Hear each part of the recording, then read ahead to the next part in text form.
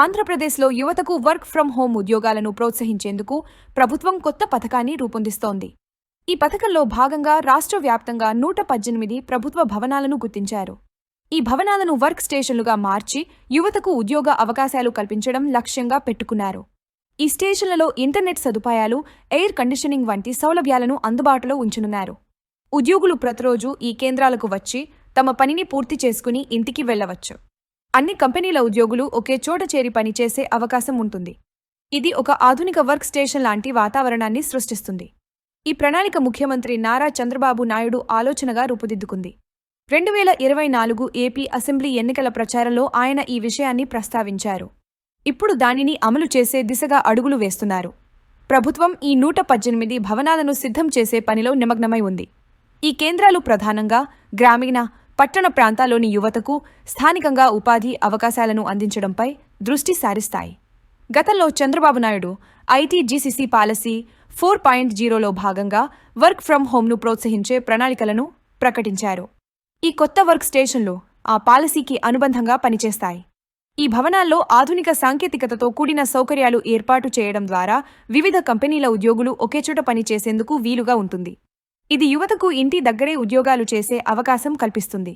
దీంతో పెద్ద నగరాలకు వలస వెళ్లాల్సిన అవసరం తగ్గుతుంది. ఇంట్లో వర్క్ ఫ్రం హోం చేయడానికి సదుపాయాలు లేనివారు ఈ వర్క్ స్టేషన్ల దగ్గరకు వచ్చి పనిచేసుకుని వెళ్లొచ్చు. ప్రతి జిల్లాలో వీటిని చాలా చోట్ల ఏర్పాటు చేసేలా ప్లాన్ చేస్తున్నారు. ఈ పథకం ద్వారా రాష్ట్రంలో 20 లక్షల మందికి ఉద్యోగాలు కల్పించాలనే లక్ష్యాన్ని చంద్రబాబు నాయుడు ప్రభుత్వం నిర్దేశించింది. గత ఎన్నికల్లో ఇచ్చిన హామీలో ఇది ఒకటి కాగా దీనిని 5 ఏళ్లలో సాధించేందుకు ప్రణాళికలు సిద్ధం చేస్తున్నారు. ఈ వర్క్ స్టేషన్లు మహిళలకు కూడా ప్రయోజనం కలిగించేలా ఉన్నాయి. ఎందుకంటే గతంలో చంద్రబాబు మహిళల కోసం వర్క్ ఫ్రం హోంను ప్రత్యేకంగా ప్రోత్సహించాలని తెలిపారు. ఈ కేంద్రాల్లో స్కిల్ డెవలప్మెంట్ శిక్షణ కూడా అందించే ఆలోచన ఉంది. దీనివల్ల యువత పరిశ్రమలకు అవసరమైన నైపుణ్యాలను పొందవచ్చు. విశ్లేషకుల అభిప్రాయం ప్రకారం ఈ పథకం రాష్ట్ర ఆర్థిక వ్యవస్థను బలోపేతం చేయడంతో పాటు గ్రామీణ ప్రాంతాల్లో ఉపాధి అవకాశాలను పెంచుతుంది. అయితే ఈ భవనాల సిద్ధీకరణ, నిర్వహణ ఖర్చులు, సాంకేతిక సదుపాయాల ఏర్పాటు వంటివి సవాలుగా మారవచ్చని కొందరు హెచ్చరిస్తున్నారు. మొత్తంగా ఈ ప్రణాళిక యువతకు స్థానిక ఉద్యోగాలు, మహిళలకు సౌలభ్యం కల్పించే దిశగా ఒక ముందడుగుగా భావిస్తున్నారు. మరోవైపు ఆంధ్రప్రదేశ్లో వర్క్ ఫ్రం హోం సర్వే కొనసాగుతోంది. ఇప్పటివరకు 99 లక్షల మందిని సర్వే చేయగా 24 లక్షల మంది వర్క్ ఫ్రం హోం ఉద్యోగాలు చేయడానికి ఆసక్తి చూపారు. అలాగే 2,13,000 మంది ఇప్పటికే ఐటీ ఉద్యోగాల్లో ఉన్నారు.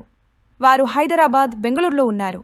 ఏపీలో ఈ కార్యక్రమం ప్రారంభించాక వారంతా ఏపీకి వచ్చే ఛాన్స్ ఉంటుంది.